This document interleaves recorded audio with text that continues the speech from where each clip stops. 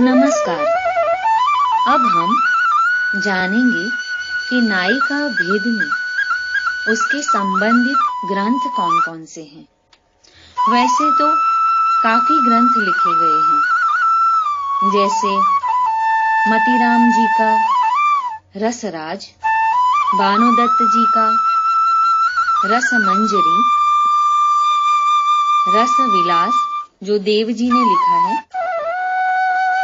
रस प्रबोध जो रसलीन जी ने लिखा है, एवं बिहारीलाल भट्ट जी ने साहित्य सागर लिखा है, साहित्य लहरी जो सूरदास जी ने लिखा है, रसमंजरी नंददास जी ने लिखा है। वैसे अनेक ग्रंथ नायिका भेद संबंधित ग्रंथ हैं। हिंदी में नायिका भेद संबंधित ग्रंथों की संख्या 200 से भी अधिक है, किंतु इनमें से अधिकांश अप्रकाशित हैं और कुछ ग्रंथ प्रकाशित किए गए हैं। सर्वाधिक लोकप्रिय ग्रंथों में मतीराम जी का रसराज तथा पद्माकर जी का जगद्विनोद अग्रणीय है। जगद्विनोद ग्रंथ एवं रसराज ग्रंथ, यह दोनों ग्रंथ बहुत ही उपयोगी है। इन ग्रंथों में प्रायः भानुदत्त जी की रसमंजरी का ही अनुसरण किया गया है। परिस्थिति भेद वर्गीकरण में आगत पतिका नाम का एक 10वां भेद जोड़ा गया है, जिसे हिंदी के अधिकांश लेखकों ने न आरंभ से ही स्वीकार किया है। रहीम जी का बरवे नायिका भेद, इसमें भी बरवे छंद की मधुरता के कारण बड़ा ही प्रसिद्ध हुआ। अन्य प्रारंभिक ग्रंथों के हित तरंगिणी जो ईस्वी सन 1541 में कृपाराम जी के द्वारा लिखा गया। ईस्वी सन 1550 में लगभग यह ग्रंथ लिखा गया जो सूरदास जी ने लिखा है और इसका नाम है साहित्य लहरी। वैसे ही लगभग 1566 में रसमंजरी ग्रंथ नंददास जी के द्वारा लिखा गया। केशवदास जी के द्वारा ईस्वी सन 1591 में रसिक प्रिया यह ग्रंथ लिखा गया और सुंदर जी के द्वारा ईस्वी सन 1631 में सुंदर श्रृंगार यह ग्रंथ लिखा गया है। तोष जी के द्वारा सुधा निधि ईस्वी सन 1634 में लिखा गया और चिंतामणि जी के द्वारा 1650 में कविकुल कल्पतरु नाम का ग्रंथ लिखा गया। वैसे अनेक ग्रंथ नायिका भेद को दर्शाने के लिए लिखे गए हैं। भाषा भूषण यह ग्रंथ जसवंत सिंह जी ने 1656 में लिखा है। नाम विशेष रूप से यह उल्लेखनीय है। कई लेखकों के द्वारा अपनी मौलिक देन के कारण यह कुमार मणि शास्त्री जी का रसिक रसाल ग्रंथ ईस्वी सन 1719 में लिखा गया। देव जी ने रसविलास ग्रंथ 1726 में लिखा और सुख सागर तरंग यह ग्रंथ ईस्वी सन 1719 में ही लिखा है। देव जी के द्वारा 1726 में रसविलास करके एक ग्रंथ लिखा गया और 1767 में एक अन्य ग्रंथ सुख सागर तरंग लिखा गया।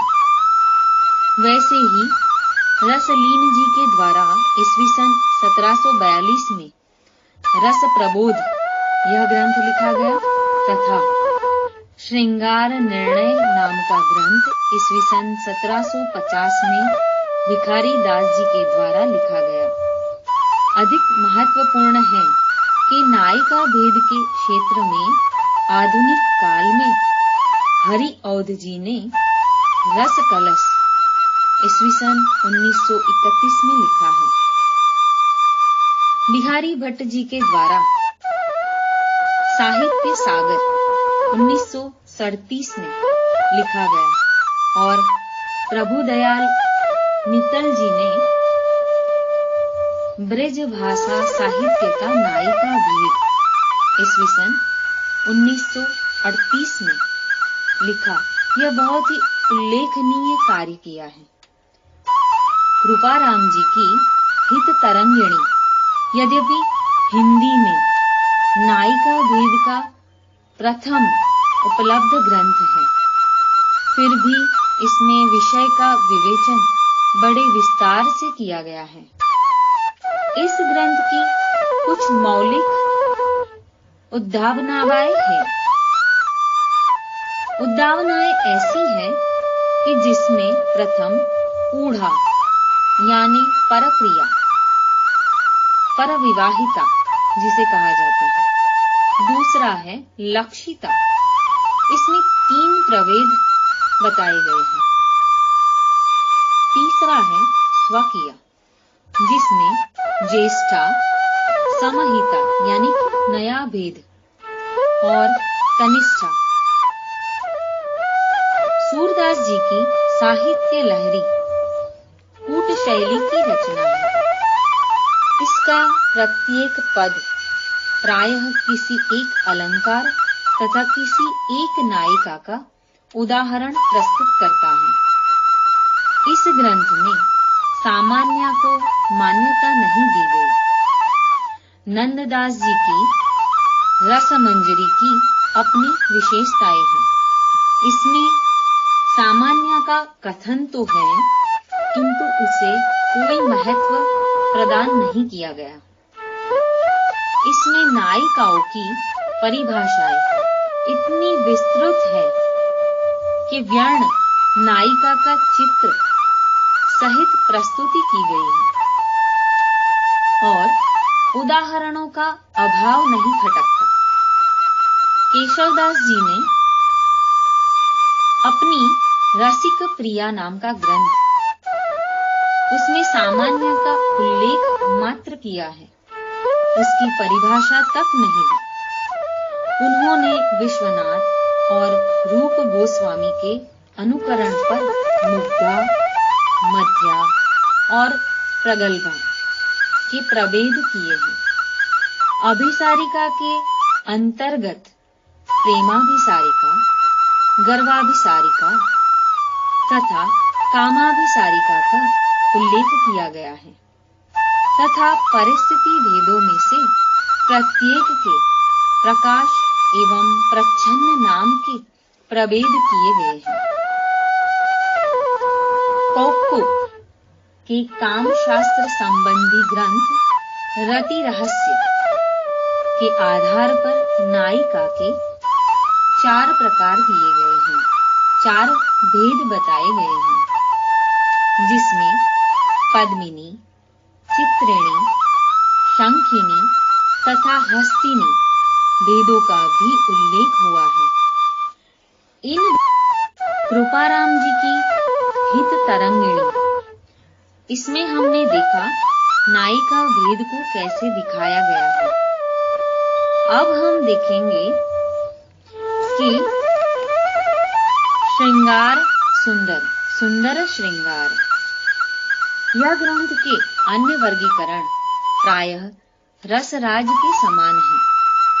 तोष जी ने सुधा निधि में अनेक मौलिक वर्गीकरणों का उल्लेख किया है, जिसमें परकीया, दृष्टि ज्येष्ठा, आसाध्या, साध्या, जिसमें आसाध्या के 5 प्रभेद किए गए हैं, साध्या के 4 प्रभेद हैं। दूसरा है परकीया, उद्दुद्धा और उद्दोदिता। तीसरा है लक्षिता, जिसमें 2 प्रभेद हैं।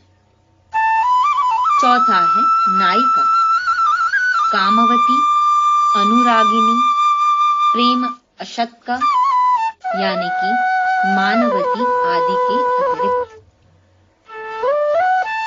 पांचवा है अभिसारिका यानी कि पावसाभिसारिका अतिरिक्त प्रभेद।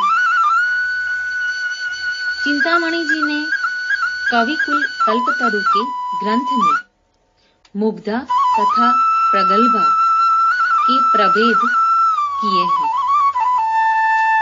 जसवंत सिंह जी का भाषा भूषण, जिसमें आपने लाघव के कारण विद्यार्थियों का कंठहार रहा है, इसमें विभिन्न नायिकाओं की केवल परिभाषाएं ही दी गई है।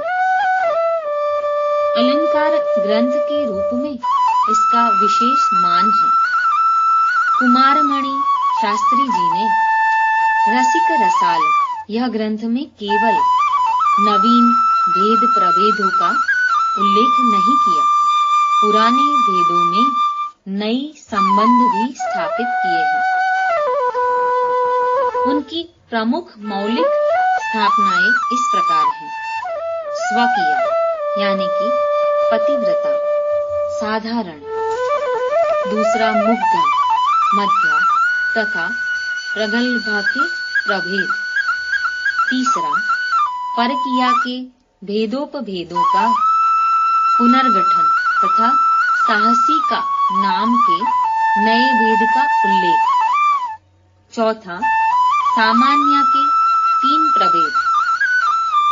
पांचवा, यह एक अलग प्रकार है जिसमें स्वाधीन पतिका के अंतर्गत प्रेम गर्विता आदि का तथा खंडिता के अंतर्गत धीरा, अधीरा, धीराधीरा, मानवती, अन्य संभोग दुखिता आदि का उल्लेख किया गया है।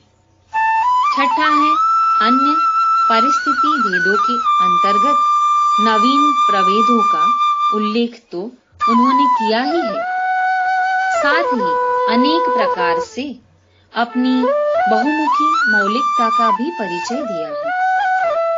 रसविलास ग्रंथ में उन्होंने पद, जाति तथा प्रांतीयता के आधार पर नायिकाओं का वर्णन किया है, जो चित्रोपमता एवं सूक्ष्मदर्शिता की दृष्टियों से अद्वितीय है।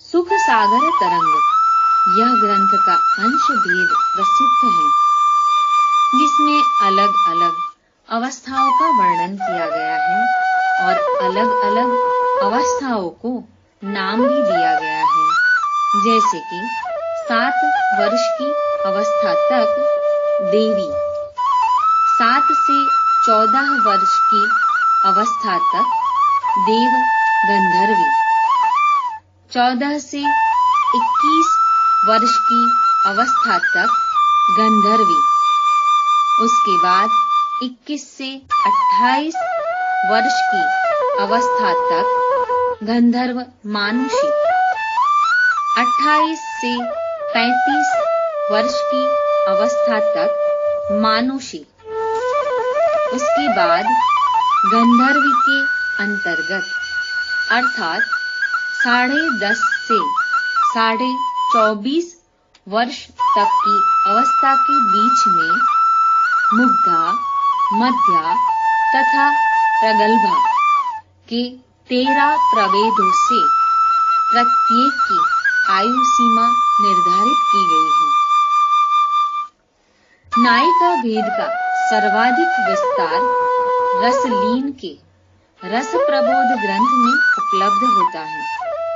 उनकी प्रमुख मौलिक उपलब्धियां इस प्रकार से हैं। प्रथम है मुग्धा, मध्या तथा प्रगल्भा के अनेक प्रभेद। अब हम दूसरे प्रकार के बारे में जानेंगे। दूसरी है पति दुखिता, जिसके प्रकार में हम यह कह सकते हैं कि दूसरे प्रकार का विवरण करते हुए पति दुखिता में यह स्वकीय, जिसमें मूढ़ पति दुखिता, बाल एवं वृद्ध। तीसरी है परकीय, अद्भुतता, अद्भुतता, जिसका अर्थ है तोष के अद्भुतता तथा अद्भुतता भेदों से अभिन्न। चौथी है परकीय, जिसका समावेश होता है आसाध्य, सुख साध्य, जिसमें प्रथम के 5 तथा द्वितीय के 8 प्रभेद। पांचवी है स्वकीय तथा परकीय, जिसमें कामवती, अनुरागिनी, प्रेम अशक्ता। छठा है सामान्य, उसके 4 प्रभेद। सातवां है अनेक परिस्थिति भेदों के प्रभेद। और 8वां है सुख सागर तरंग के आधार पर विभिन्न नायिकाओं की आयु सीमा का निर्धारण। अब हम जानेंगे श्रृंगार निर्णय। यह ग्रंथ में भिखारी दास जी ने यह कहा है कि अपने तोष तथा रसलीन की अनेक मान्यताओं को उन्होंने दोहराया है। अन्य संभोग दुखिता का विप्रलब्धा के अंतर्गत रखकर उन्होंने अपनी मौलिक सूझ का परिचय भी दिया है। अब हम आधुनिक काल में लेखकों ने इसके बारे में क्या सोचा है यह देखेंगे। तो आधुनिक काल में लेखकों में हरिऔध ने अपनी मौलिकता उत्तमा तथा मध्यमा के उपभेदों में दिखाई है। उनके रस कलश में इन भेदों का प्रथम बार विभाजन किया गया है, जो इस प्रकार है। प्रथम है उत्तमा, जिसमें पति प्रेमिका, परिवार प्रेमिका, देश प्रेमिका, जन्मभूमि प्रेमिका, निजतानुरागिनी, लोक सेविका तथा धर्म प्रेमिका का समावेश होता है। दूसरी है मध्यमा, जिसमें व्यंग्याविदग्धा तथा मर्म पीड़िता का समावेश होता है। अब बिहारी लाल भट्ट जी ने परिस्थिति भेदों के संबंध में कुमारमणि शास्त्री जी की मान्यताएं प्रायः स्वीकार कर ली है। उनके साहित्य सागर में धीरा, अधीरा तथा धीरा धीरा भेदों का संबंध केवल कनिष्ठा से माना गया है। प्रभुदयाल मित्तल ने नायिका भेद विषय का पूर्ण विवेचन करने के पश्चात भी भानुदत्त, मतीराम, पद्माकर आदि द्वारा स्वीकृत वर्गीकरण को ही मान्यता प्रदान की है। ऐसे नायिका भेद के अनेक ग्रंथ का विवरण हमने यह अंक में देखा। अब हम आगे देखेंगे कि हर एक नायिका में क्या क्या भेदों का समावेश होता है।